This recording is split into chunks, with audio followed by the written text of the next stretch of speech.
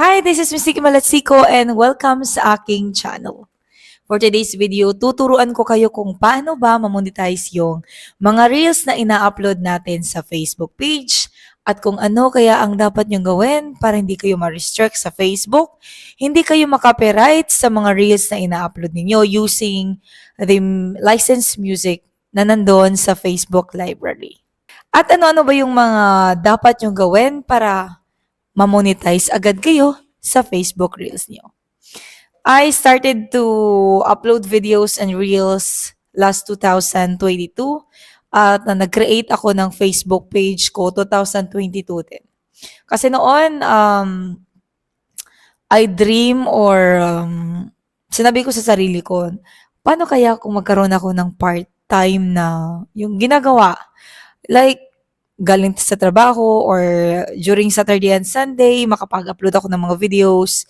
At gusto kong i-explore yung sinasabi nilang magkakaroon ka daw ng maliliit na income sa Facebook, no? So, kasi yung account ko, hindi pa siya professional mode. Kaya ang ginawa ko, I created a Facebook page. So, i-share ko sa inyo ngayon kung ano ba yung ginawa ko para ma-invite ako sa ads on Reels ko, para ma-monetize yung mga pinopost ko na mga pictures sa Facebook.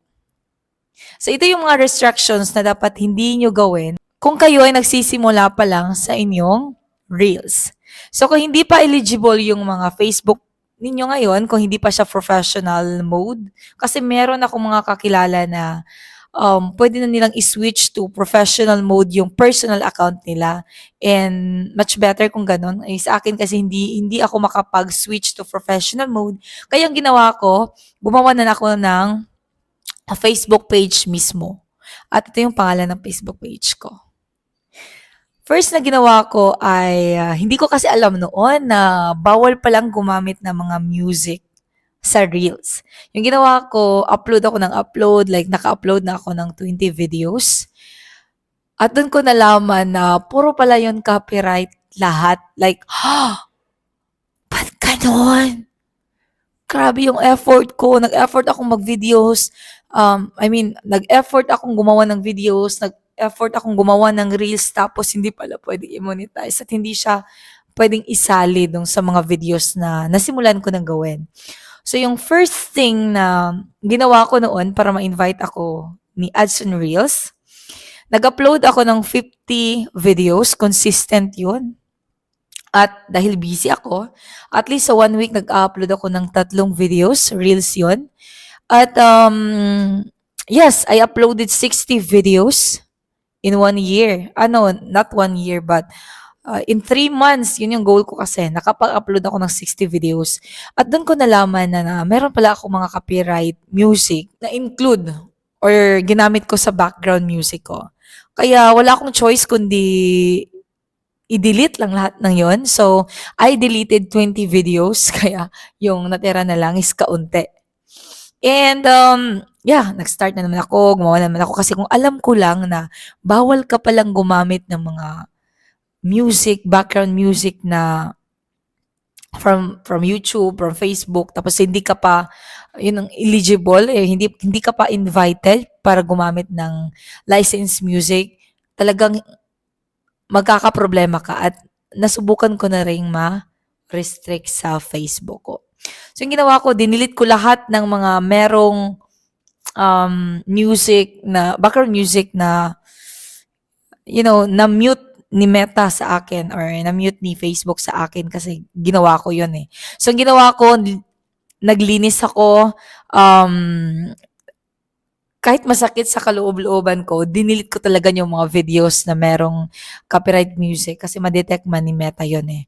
So, na-delete ko na lahat, nag-upload na naman ako, naka-upload ako ng 50 videos in 3 months. Again, 3 months ha. Tapos, na-invite ako ni Facebook Ads on Reels. At saka, yun, akala ko kasi okay nang gumamit ng mga music, kaya nag-upload na naman ako ng mga background music na hindi pa pala pwede. So, ayun, kahit pa magkaroon ka 99,000 views, magkaroon ka ng million views, tapos copyright yung music mo, hindi ka mamomonetize. Kasi merong mga reels naman na hindi i-mute ni Facebook, pero wala ka talang mapapala, lalong-lalo na kung hindi ka pa eligible. Kaya kung gusto mo magsimula ng Facebook Reels, gusto mo mag-upload ng mga videos, please avoid background music muna. Kasi kahit galing pa yan sa CapCut, pwedeng-pwede na ma-detect yan ni Meta. At meron akong isang video na nagkaroon ng 20,000 views. Simpleng video lang siya. Pero, hindi siya pwedeng i-monetize kasi kahit nag-voice over ako sa half ng video na yon, like that was 1 minute, no? So sa 30 seconds ko nag-voice record ako at ang natirang seconds nun ay puro na lang background music. So na-detect ni Facebook, sinabi doon, hindi siya pwedeng i-monetize kahit na eligible ako sa ads on Reels.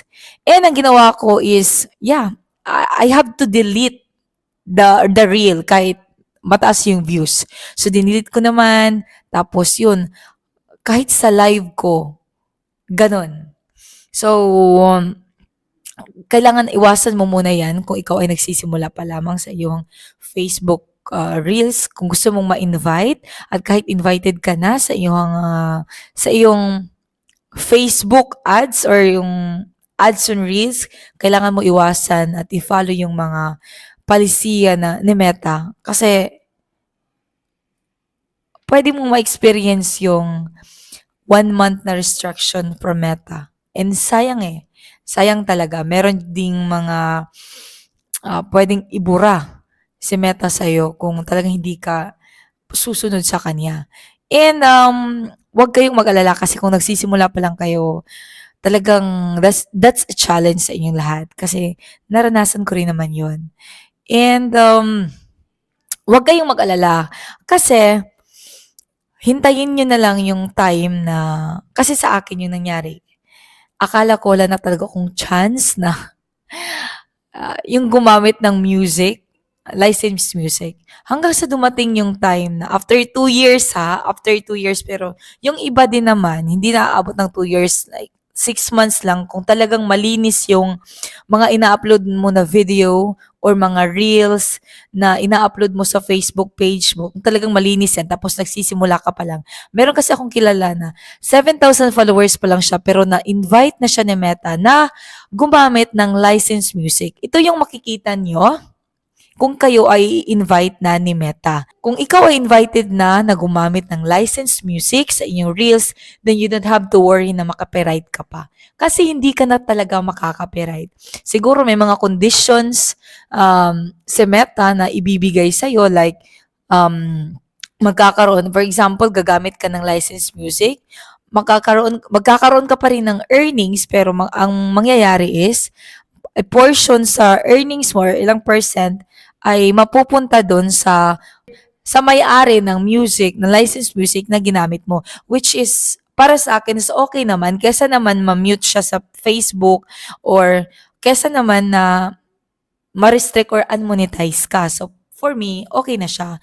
And yun yung ginawa ko. In 2 years, 1 year lang kasi ako naging like 6 months akong active sa Facebook Reels. 6 months akong naging active sa Facebook. Kaya, nung sinimulan ko siya, siguro kung nalaman ko yun 1 year ago, siguro mas mapadali yung invitation sa akin. Pero since ang dami ko kasing nilabag, ang dami kong copyright music, kaya hindi ko talaga siya naabot. Kaya in 2 years, nakamit ko na tong ads and reels. In 2 years, nakuha ko rin yung na-invite ako ni Meta na gumamit ng mga licensed music. Binigyan niya ako ng permission to use, kaya hindi ka na problema na makopyright ka pa. Pero kung nagsisimula ka pa lang, please upload na malinis, walang mga gamit na music, kasi talagang mahihirapan tayo dyan. Ayun, sana'y meron kayong natutunan sa video natin ngayon. At abangan nyo ang next video naman na isi-share ko sa inyo kung paano tayo magsimula ng malinis at paano tayo ma-invite sa add-on reels at magkakaroon ng earnings sa Facebook. Bye!